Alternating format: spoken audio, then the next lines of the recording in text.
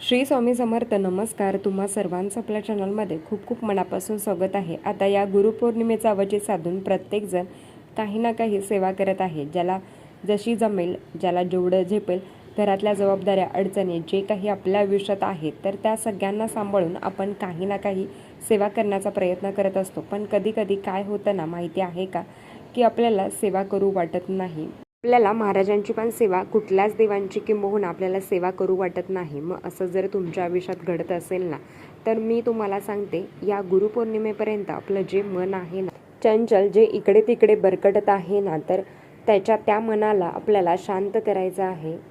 हे गुरुपौर्णिमा आपल्या सगळ्या स्वामी भक्तांचा आवडतीचा दिवस आहे. कृतज्ञ व्यक्त करण्याचा दिवस आहे. या गुरुपौर्णिमेनिमित्त जर ज्यांना काही पारायण करायचं आहे, काही सेवा बऱ्याच महिलांच्या चालू आहेत, पण काही अडचणीमुळे, सुख आहे, दुःख आहे, तर आपल्याला काही जबाबदाऱ्या आहेत, त्याच्यामुळे आपल्याला या गोष्टी करणं शक्य होत नाही. माझी काय सेवा आहे की जी तुम्ही करू शकता, ज्याला कुठले नियम अटी नाही आहेत, तर थोडेसे अध्यात्मात आलो तर आपल्याला नियम अटी थोडेसे आपल्याला पाळावेच लागतात. आता स्वामी चरित्र सारामृत असो, मग ते तुम्ही जरी करायचं असेल तर त्याला काही नियम नाही आहे, पण पराण्य वर्ज्य असतं. किंवा आपण कधी कुठे गेलो तर संकल्पयुक्त असो तर ते पराण्य खायचं असो, थोडेफार नियम असतात. गुरुचरित्र पारायणाचे पण नियम असतात. तर काय होतं ना, आपल्याला बऱ्याच वेळा काही नियम अटी पाळूनच महाराजांची सेवा करणं होत नाही. पण मी खरं सांगू का, तुम्ही आता ना दुःखात आहात, त्रासात आहात, काय करावं कळत नाही, मार्ग मिळत नाही. मना फक्त आयुष्यात, तुमच्या आयुष्यात जे काही आता संकट, त्रास, दुःख चालू आहे ना, त्याला सोडून 2 मिनटं फक्त मन शांत ठेवून महाराजांकडे बसा. त्यांना दुःख सांगा, त्यांच्यावर रागवा, रडा, खूप रडा. आणि मी खरं सांगू का, परमेश्वराजवळ रडू येणं आणि परमेश्वरासमोर रडणं स्वतःला खूप भाग्यवान समजा. कारण काही लोकांना आपल्याकडून रडून ऐकायची सवय असते आणि जगाला हसून सांगण्याची सवय असते.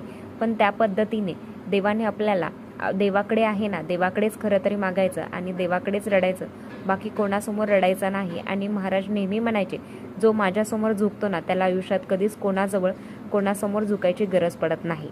आणि खरं सांगू का, म्हणून मला सांगते की आता दुःख आहेत, संकट आहेत, त्रास आहे, तुम्ही सगळं महाराजांना सांगा. आणि ते सांगितल्यावर, सगळं बोलून झाल्यावर तुम्हाला काय करायचं आहे, फक्त रोज महाराजांजवळ बसून अगदी 10 मिनटं, 15 मिनटं, 20 मिनटं, जेवढं तुम्हाला जमेल, अगदी 5 मिनटं. पण बघा, चालता, बोलता, उठता, बसता आपण नामस्मरण करतच असतो, त्याला काही शंका नाही, आणि ते करावंच. तर नामस्मरण हे कलियुगात नामस्मरणासारखी सेवा नाही आहे. एक स्वामी चरित्र सारामृत आणि एक महाराजांचं नामस्मरण हे खूप मोठं आहे. जेव्हा आपण नामस्मरण करत असतो, महाराजांचं नाम जप करत असतो, तेव्हा महाराज आपल्याला अखंड जपत असतात, यात काही शंका नाही. असं तर आपण चालता बोलता करतो, पण त्याला चालता बोलता पण मन किती भरकटत असतं, काहीतरी दिसतं. मग आपण गाडीवरच चालतो, आपली दृष्टीचंच पण काहीतरी माणसंच दिसतात, हॉटेल दिसतं, कधी चांगलं वाईट, बऱ्याच काही गोष्टी आपल्या नजरेत दिसतात. पण महाराजांसमोर बसून दुःख, चिंता, त्रास सगळं सोडून, महाराज, मला माझ्या इच्छेनुसार जगायचं नाही आहे, मला तुमच्या इच्छेनुसार जगायचं आहे. स्वइच्छेने जगण्यापेक्षा महाराजांच्या इच्छेने जगण्यात जो आनंद आहे, जी मजा आहे, ती कशातच नाही. म्हणजेच मला काय हवं आहे त्याच्यापेक्षा महाराज मला काय देणार आहे, चांगली ही संकल्पना आणि ही कन्सेप्ट जेव्हा मनात ठेवली ना, काही नाही जे माझ्या मनाविरुद्ध घडलेलं आहे ते महाराज मला देणारच नाही आहे, असंच एक मनात ठरवायचं आणि कार्याला सुरुवात करायची. म्हणून सांगते, स्वइच्छेने जगण्यापेक्षा महाराजांच्या इच्छेने जगण्यात आनंद आहे ना. महाराजांसमोर बसून आज 10 मिनटं झाली की उद्या 12 मिनटं, 15 मिनटं आनंद आहे ना. महाराजांसमोर बसून आज 10 मिनटं झाली की उद्या 12 मिनटं, 15 मिनटं, ते दिवस रात्र अखंड कधीही तुम्ही महाराजांसमोर बसून श्री स्वामी समर्थ नामस्मरण करताना मन लागत नाही, झोप येते, मनात असंख्य अखंड असे प्रश्न येतात. त्यावेळेस आपल्याला आपल्या आवाजाकडे लक्ष केंद्रित करायचं. आता व्हिडिओ थांबवा आणि तुम्ही म्हणा बरं, श्री स्वामी समर्थ.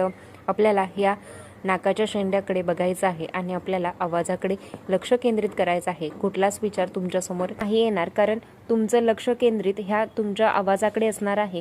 तुमच्या ह्या नाकाकडे डोळे बंद करून ह्या नाकाकडे बघायचं आहे आणि आठवायचं आहे, महाराजांची छबी समोर ठेवायची आहे, श्री स्वामी समर्थ. नाही तर श्री स्वामी समर्थ, श्री स्वामी समर्थ हे चुकीचं आहे. नामजप करत असताना प्रत्येक त्या नावामध्ये आपल्याला मुखातून उच्चारलं पाहिजे. आणि कुठलीही सेवा करत असताना स्वतःला ऐकू येईल या आवाजात सेवा करायची असते. तुम्ही करून बघा. दुःख, चिंता, त्रास सगळं सोडून द्या आणि सेवेला लागा. सेवा म्हणजे काय तर अखंड नामस्मरण. वैयक्तिक अनुभव सांगते. करता करविता तूच एक स्वामीनाथा. तुमचे कष्ट, तुमचे प्रयत्न खूप महत्त्वाचे असतात, पण त्याच्याबरोबर महाराजांची साथ, त्यांचा वरदहस्त डोक्यावर असणं खूप महत्त्वाचं असतं. तुमची कुठलीही सेवा कधीच वाया जाणार नाही. नामजप करा.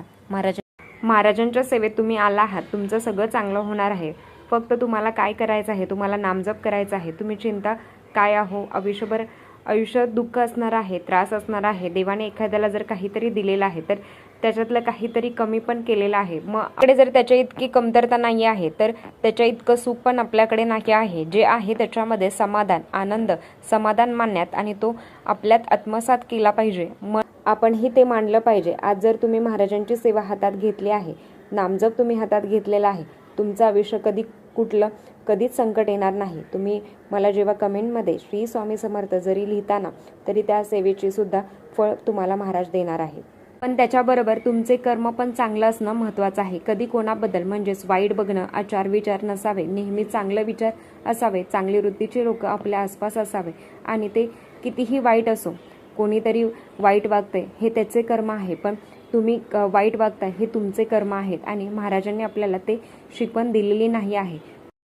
तुम्ही चांगलंच वागा, तुमचं चांगलंच होणार आहे. भले तुम्ही सेवा थोडी कमी करा, पण तुम्ही चांगलं वागण्याचं फळ तुम्हाला देणार आहे. तुमच्या लेकराबाळांना महाराज ते फळ देणार आहे. म्हणून सांगते, नामजप करा. मला माळ घ्यायची नाही आहे, मला ग्रंथ वाचणं शक्य, माझी मनस्थिती नाही आहे. म्हणजेच सेवा करण्यासाठी मनस्थिती असणं पण महत्त्वाचं असतं. कारण जर दुःख आहे, संकट आहेत तर अख्खं लक्ष त्याच्याकडेच राहतं. मग आता सेवेत मन लागत नाही. मग अशा वेळेस काय करू शकतो? अरे तुम्ही नामजप करा ना, देवासमोर बसा, नतमस्तक व्हा, इथे मुजरा करा, रडा, चिडा, सगळं सांगा. मन हलकं होईल आणि मग सेवा करू वाटेल. आणि ती सेवा काय आहे तर नामजप. श्री स्वामी समर्थ, श्री स्वामी समर्थ, श्री स्वामी समर्थ, जय जय स्वामी समर्थ असं तुम्ही करू शकता. करून बघा. 21 दिवस नामजप करा. तुम्हाला आयुष्यभर महाराज जपणार आहेत. हे शब्द आहे माझा, तुम्ही करून तर बघा. श्री स्वामी समर्थ अखंड चालता बोलता उठता बसता करतो, पण इथे बसून तुम्ही बघा. आपण व्हॉट्सअपवर, इंस्टाग्रामवर ओपन केल्यावर 15 मिनटं कुठे जातात कळतही नाही.